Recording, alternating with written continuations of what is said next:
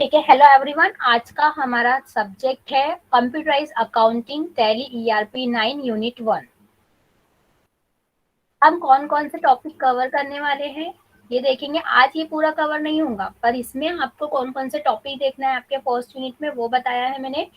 पहले हम देखेंगे व्हाट इज अकाउंटिंग। अकाउंटिंग क्या होता है, आप लोग बेसिक से पढ़ते हुए आ रहे हो कि अकाउंटिंग क्या होता है, उसके एडवांटेज क्या है। ठीक है। फिर उसके बाद ये दो टॉपिक के बाद मैंने डिसएडवांटेज नहीं डाला है, क्योंकि डिसएडवांटेज हमको पढ़ना नहीं है इतना कुछ। हमारे को ये अकाउंटिंग देखना है और एडवांटेज देखना है उसके। फिर हमारा फर्स्ट यूनिट स्टार्ट होता है टैली का। What is tally ERP 9। अभी आपको पता है कि टैली ईआरपी 9 हमारा चल रहा है, यानी अभी के जो नया वर्जन अपडेट होकर आया है तो टैली ईआरपी 9 है। फिर उसके वर्जन्स बताएंगे कि हमने कौन कौन से वर्जन्स पहले प्रीवियस इसमें कौन से वर्जन थे टैली के और अभी कौन सा वर्जन अपडेटेड है। इंस्टॉलेशन प्रोसेस देखेंगे कि टैली का इंस्टॉलेशन प्रोसेस कैसे होता है। फिर डिफरेंट क्या है paid version and educational version of tally में। फिर टाइप ऑफ अकाउंटिंग, ये भी आप लोग ने बेसिक जब आप अकाउंट स्टार्ट कर रहे होंगे तब आपको पता होंगे कि इसके टाइप्स कौन से होते हैं, उसके गोल्डन रूल्स कौन से हैं, अकाउंटिंग को कैसे क्लासिफाई किया जाता है। फिर हम देखेंगे कि फंक्शन की क्या होती है, यानी शॉर्टकट की जो हमको टैली में लगेंगी। जब हम बेसिक अकाउंटिंग पढ़ते हैं, जब मैन्युअली अकाउंटिंग पढ़ते हैं तो उसमें हमको ये सब चीजें नहीं रहती है, क्योंकि हम क्या कर रहे हैं मैन्युअली अकाउंटिंग कर रहे हैं। पर अभी यहाँ पे हम कंप्यूटराइज अकाउंटिंग कर रहे हैं, जिसमें टैली का सॉफ्टवेयर यूज कर रहे हैं। तो टैली की सॉफ्टवेयर में हमको फंक्शन की रहती है, जो शॉर्टकट फंक्शन की के थ्रू हम क्या करते हैं हमारे ट्रांजेक्शन करते हैं। फीचर्स ऑफ टैली, टैली के फीचर्स क्या है। Enhancements in Tally ERP 9। Opening Tally, Tally कैसे ओपन किया जाता है, कैसे क्लोज किया जाता है, कैसे उससे बाहर हो जाता है स्क्रीन से, वो हम देखेंगे। Components of Tally, tally window के कौन कौन से कंपोनेंट्स है।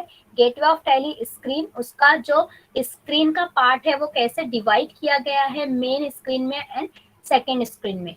और लास्ट में हम देखेंगे क्रिएटिंग अ कंपनी।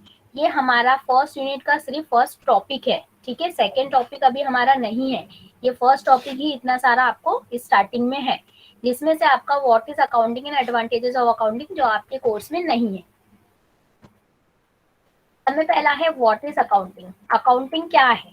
ठीक है, अकाउंटिंग जब भी हम अकाउंटिंग का सोचते हैं तो अकाउंटिंग मीन्स मैथ से रिलेटेड हमको क्या करना है, हमारे बिजनेस का ट्रांजैक्शन करना है। यानी हम सिस्टमेटिक प्रोसेस कैसे करें, कैसे आइडेंटिफाई करें, कैसे समराइज करें हमारे बिजनेस को, यानी जो हमारे फाइनेंशियल कंडीशन है उसको हम कैसे देखेंगे, तो उसमें आता है हमारा अकाउंटिंग। यानी अकाउंटिंग से हम क्या कर सकते हैं, हमारे बिजनेस के ट्रांजैक्शन करते हैं और बिजनेस ट्रांजैक्शन होने के बाद उसमें क्या हमारी जो हम क्लासिफाई कर रहे हैं, जो हम रिकॉर्ड रख रहे हैं, तो उससे हमारा बिजनेस क्या हो रहा है, अप हो रहा है या डाउन हो रहा है, तो वो सब हम ये अकाउंटिंग के बेस से करते हैं। Accounting is a systematic process of identifying, measuring, recording, classifying, summarising, interpreting and communicating financial information. यानी हमारे बिजनेस की जो फाइनेंशियल कंडीशन है उसको हम बोलते हैं, यानी कैसे करना है, तो उसको accounting is the systematic process. जो अकाउंटिंग है वो एक प्रोसेस है, किसके लिए, आइडेंटिफाई करना, बिजनेस के रिकॉर्ड्स क्लासिफाई करना, समराइज करना और कम्युनिकेट करना बिजनेस की फाइनेंशियल इंफॉर्मेशन से, उसको ही बोला जाता है अकाउंटिंग। तो अकाउंटिंग में समय पहला है बिजनेस ट्रांजैक्शन, यानी बिजनेस में क्या लेन देन हो रहा है। फिर हम जर्नल एंट्रीज बनाते हैं। ठीक है, यानी बेसिक हम जब बिजनेस स्टार्ट करते हैं, जब बिजनेस का ट्रांजैक्शन स्टार्ट करते हैं, तो हम सब में पहले जब मैन्युअली अकाउंटिंग में स्टार्ट करते हैं तो जर्नल एंट्रीज से स्टार्ट करते हैं। जर्नल एंट्रीज बनाने के बाद उसको हम क्या करते हैं, अलग अलग उसके लेजर्स क्रिएट करते हैं। लेजर्स क्रिएट होने के बाद ये हमारा क्या होता है, ट्रायल बैलेंस कैलकुलेट होता है। ट्रायल बैलेंस में हमको प्रॉफिट एंड लॉस मिलता है, जिसके थ्रू हम क्या करते हैं, हमारे रिजल्ट को एनालाइज करते हैं और कम्युनिकेट करते हैं यूजर से।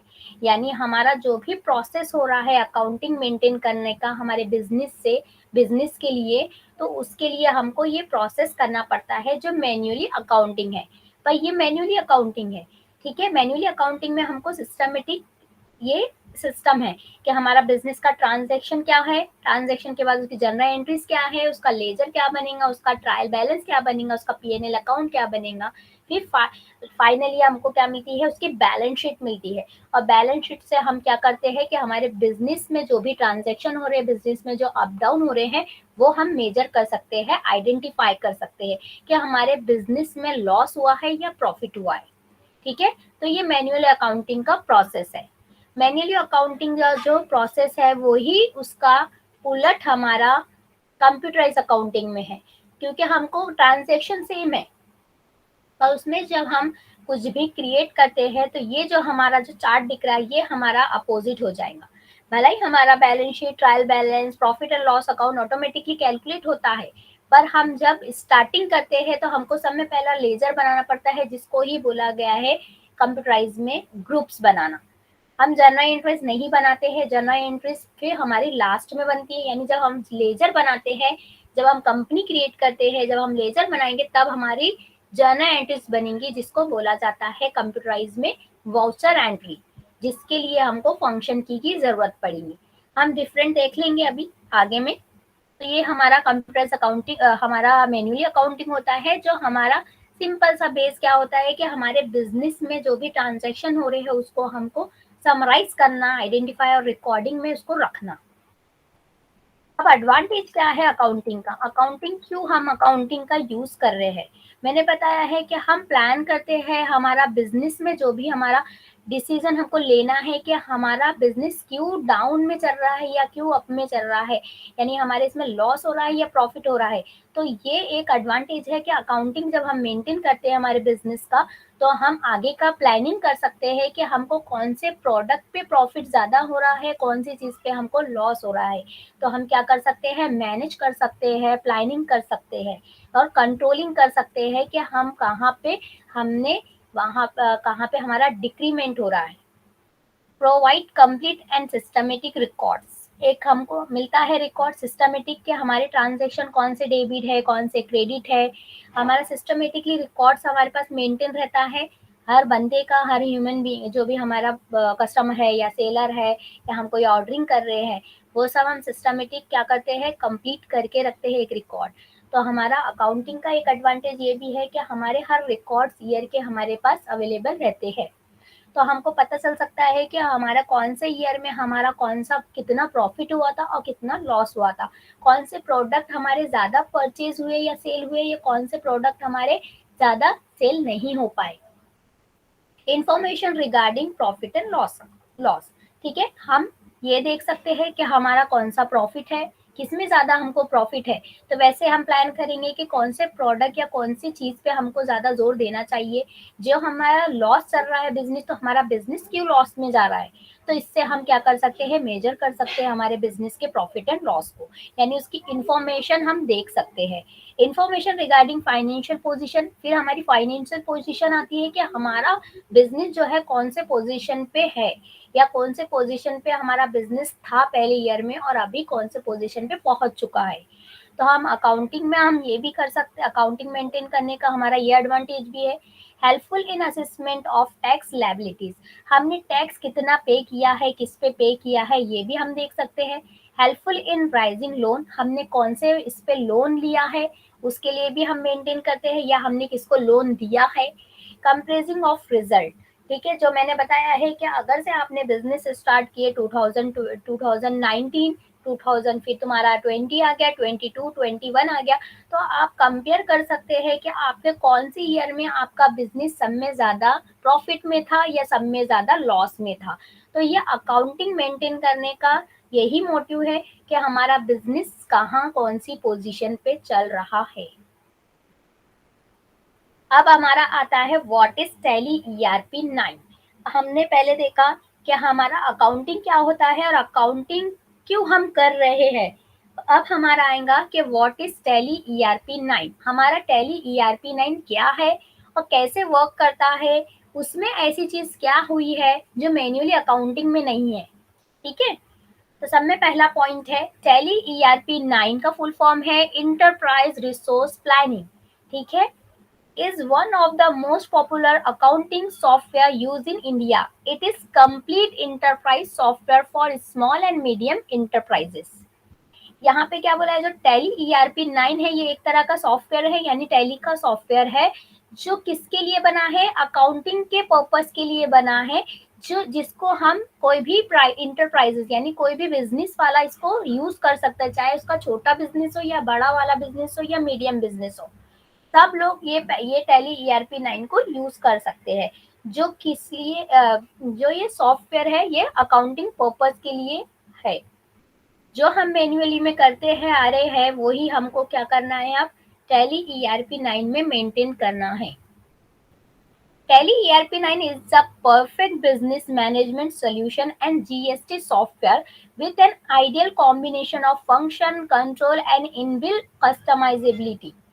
यहाँ पे क्या बोल रहा है, जो टैली सॉफ्टवेयर है उसमें हर तरह का सोल्यूशन है आपके लिए, हर तरह का बिजनेस से जो भी रिलेटेड, बिजनेस मैनेजमेंट से रिलेटेड जो भी सोल्यूशन है वो पूरे के पूरे टैली ईआरपी 9 में।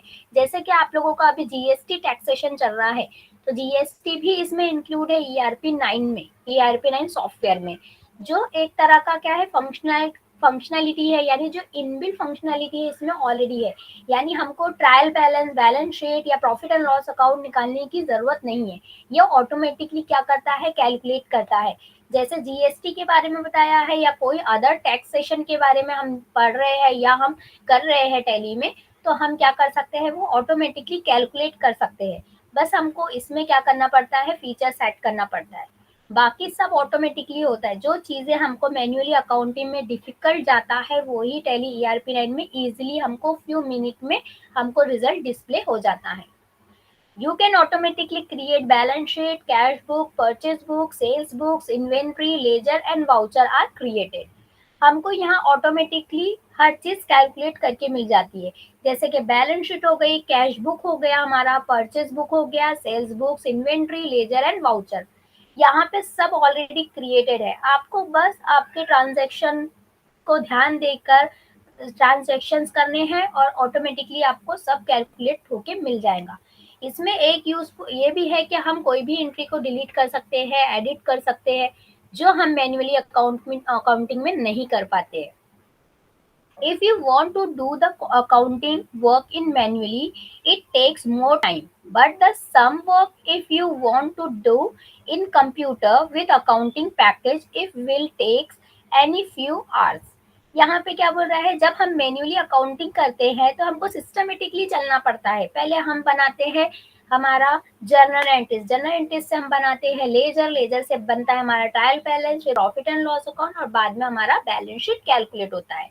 वो भी हमको क्या करना पड़ेगा कि बहुत टाइम भी जाता है उसमें और हमारी मिस्टेक भी हो सकती है, जिसको हम फिर से हमको क्या करना पड़ेगा, स्टार्टिंग से स्टार्ट करना पड़ेगा, यानी जहां से हमने स्टार्ट किया जनरल एंट्री से वहां की कोई भी एक भी अमाउंट हमारी फिगर से रॉन्ग हो जाती है या हमारा कोई ऐसा ट्रांजेक्शन है जिसको हमने क्रेडिट कर दिया जो डेबिट होना चाहिए था, तो फिर से हमको उतना प्रोसेस करते हुए आना पड़ेगा।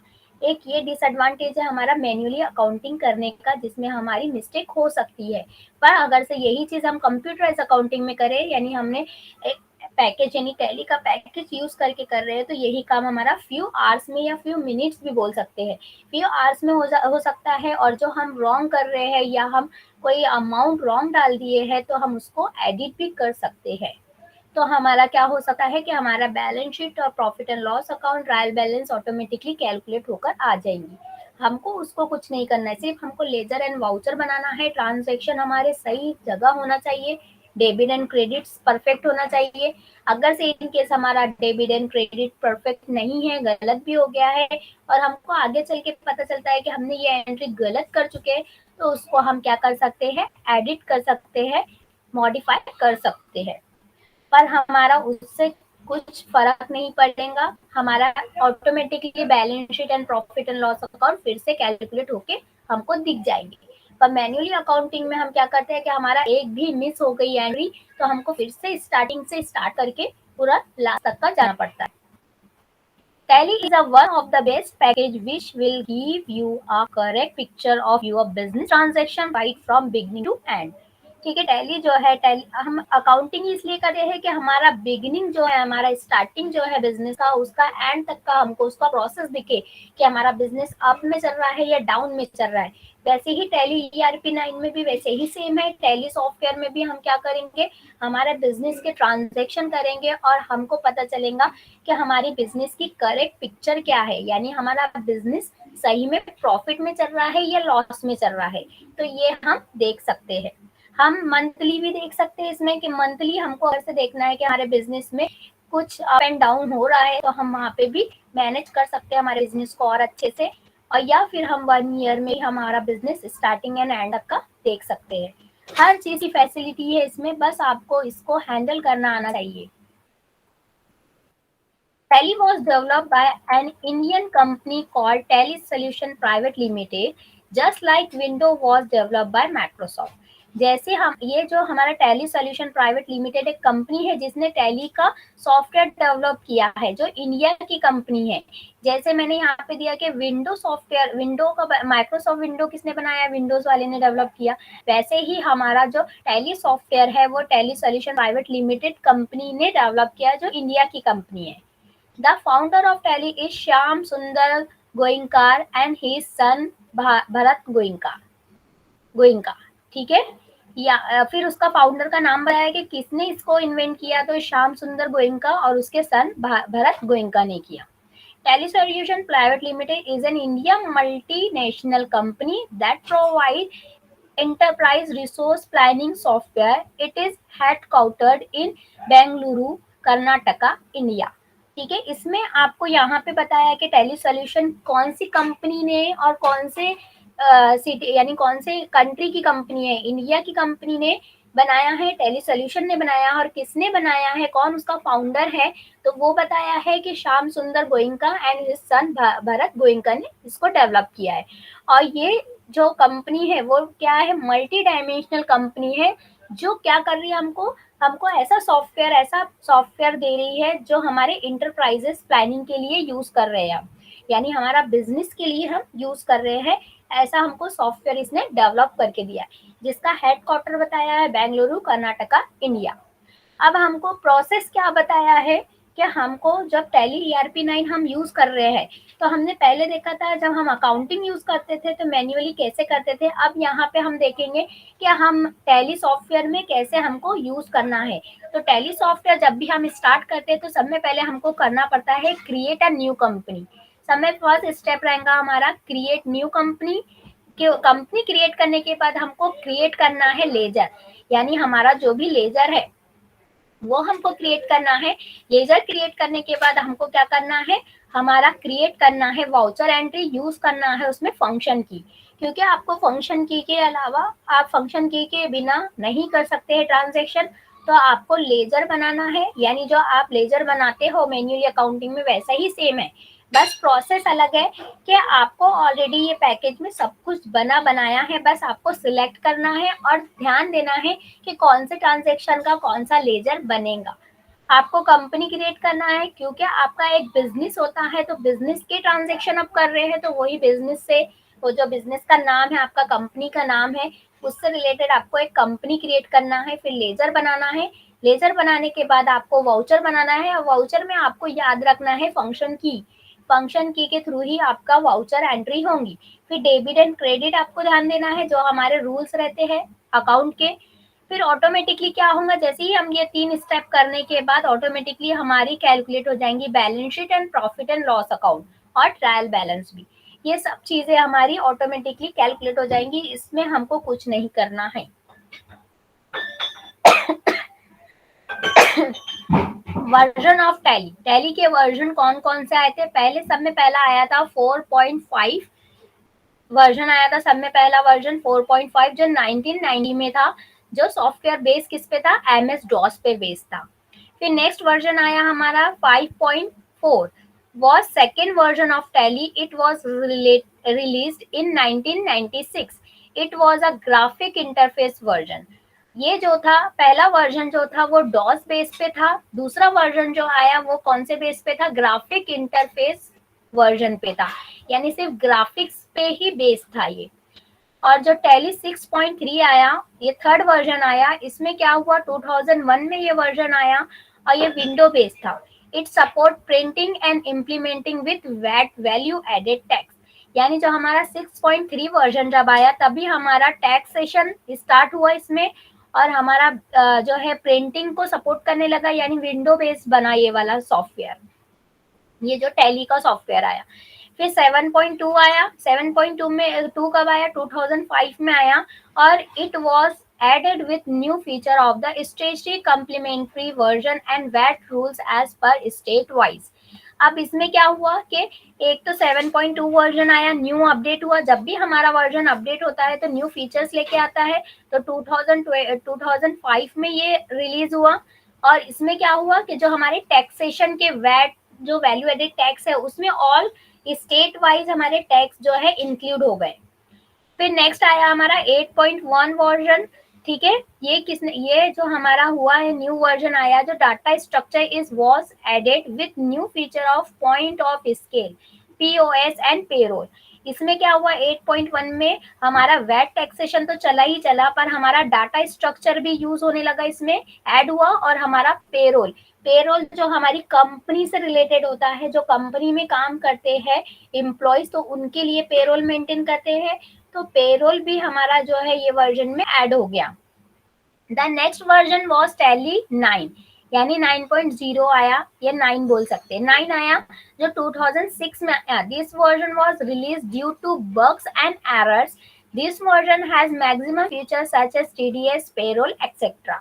अब 9 वर्जन जब आया जो 2006 में आया, उसमें क्या हुआ कि हमारे जो भी एरर्स थे, जो भी बग्स थे, वो यहाँ पे क्या हुए, यहाँ पे न्यू वर्जन में आए, यानी हटके, और न्यू वर्जन आया, और उसमें जो है टीडीएस ऐड हुआ, पेरोल ऐड हुआ, पेरोल के और फीचर्स ऐड हुए, क्योंकि हमारा जो जीएसटी है वो एक टाइप का टैक्स है, वैसे ही टीडीएस भी एक टाइप का टैक्स है, जो हमारे 9 वाले वर्जन में रिलीज हुआ। The latest version of tally is ERP 9। फिर हमारा आया enterprise resource planning 9 version. It was released in 2009. Tally ERP 9 package is offering maximum feature for small to large business industries. It also updates with new feature of goods and service tax GST. अब जो tally ERP 9 आया, अब वो new feature है 2009 में आया, और इसमें जो है बहुत सारे पैकेजेस इंक्लूड हो गया, जीएसटी इंक्लूड हो गया, वैट ऑलरेडी था, टीडीएस भी था, और गुड्स एंड सर्विस टैक्स भी इसमें क्या हो गया, ऐड हो गया। यानी जैसे जैसे वर्जन हमारे आने लगे वैसे वैसे हमारा क्या हुआ, अपडेट होने लगा। आप लोगों को पता है वर्जन जब आते हैं तो हमारा जो भी फीचर्स होते हैं, चाहे हमारी कोई भी चीज का फीचर है, चाहे लैपटॉप का है या मोबाइल का वर्जन हमने अपडेट किया है, तो उसमें न्यू फीचर्स ऐड होते हैं। वैसे ही हमारा जैसे जैसे टैली सॉफ्टवेयर में इन्वेंट हुआ, टैली सॉफ्टवेयर रिलीज होते गया, तो उसमें क्या हुआ, नई नई चीजें अपडेट होते गई, और अभी हमारा चल रहा है ERP 9 टैली सॉल्यूशन।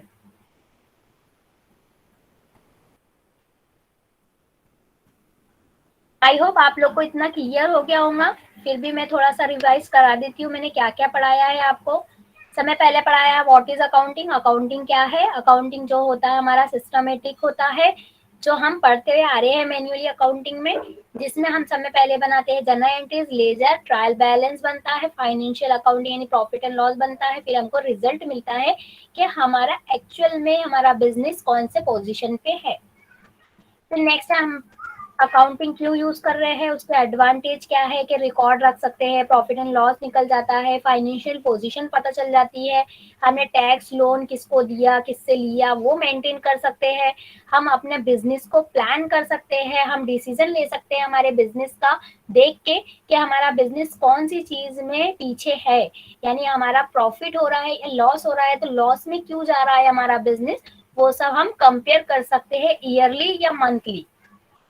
फिर नेक्स्ट है टैली ERP 9 क्या होता है, तो टैली ERP 9 जो है, हम जो मैन्युअली अकाउंटिंग करते हुए आ रहे हैं वही चीज को हमको अब सॉफ्टवेयर में यूज करना है। जो चीज हम मैन्युअली में बहुत टाइम लेकर करते थे मेंटेन, वही चीज अब हम क्या करेंगे, एक एंट्री करके रखेंगे, जिसमें हम डे टू डे एंट्री करते हैं, हर टाइम हमारे बिजनेस में क्या ट्रांजेक्शन हो रहा है वो हम देख सकते हैं, वो हम टैली कर सकते हैं, मेंटेन कर सकते हैं टैली ERP 9 के पैकेज में। जो हमको किसने इन्वेंट करके दिया वो बताया था मैंने कि इंडिया की company tally solution private limited company है। जैसे हमारे माइक्रोसॉफ्ट कंपनी होती है वैसे उसका फाउंडर बताया कि श्याम सुंदर गोयनका, ही सन भरत गोयनका ने ये इन्वेंट किया है, फाउंडर थे ये। और ये जो थे मल्टीनेशनल कंपनी के फाउंडर है, जो इंडिया की कंपनी है ये, जिसने क्या किया कि हमारे बिजनेस को देख के, हमारा मेंटली अकाउंट को देख के ये पैकेज को रेडी किया और हमारे लिए हम इसको यूज कर रहे हैं हमारे बिजनेस के लिए। अब इसमें यूज कैसे करना है, तो पहला है हमारा कि कंपनी क्रिएट करना है, लेजर बनाना है और वाउचर बनाना है फंक्शन की के साथ। जैसे ही हम ये तीन चीजें कर लेते हैं तो हमको automatically balance sheet and profit and loss account क्या हो जाता है, टैली होके मिल जाता है। तो ये सॉफ्टवेयर की ये खासियत है कि हम कोई भी चीज बहुत इजीली कर सकते हैं, मेंटेन कर सकते हैं हमारे रिकॉर्ड को, हमारे बिजनेस को। अब इसमें जो है उसके अलग अलग वर्जन आए थे। पहले 4.5 आया, 5.4 आया। पर जितने भी वर्जन आए देखो, दोनों दोनों को प्लस अगर से करेंगे, 4.5 प्लस करेंगे यानी 4+5 करेंगे तो हमारा 9 मिलता है, या 5+4 करेंगे तो भी 9 मिलता है, 6+3 करेंगे तो भी 9 मिलता है, 7.2 करेंगे तो भी 9 मिलता है, 8.1 करेंगे तब भी 9 मिल रहा है। तो जैसे जैसे आपके ये वर्जन अपडेट होते जा रहे हैं, आपको याद रखने का तरीका यही है कि 9 आपका ऐड होकर आना चाहिए, क्योंकि लास्ट में आपका वर्जन का नाम ही है ERP 9। आपका यहाँ पे वर्जन आया है 9.0, ठीक है, क्योंकि 9 में प्लस करेंगे 0 तो 9 ही होगा। और फिर एडवांस आके आपका इंटरप्राइज रिसोर्स प्लानिंग वर्जन 9। तो ये था आज का हमारा टॉपिक। अगर से आपको नहीं समझता है तो आप कमेंट कर सकते हैं। Thank you.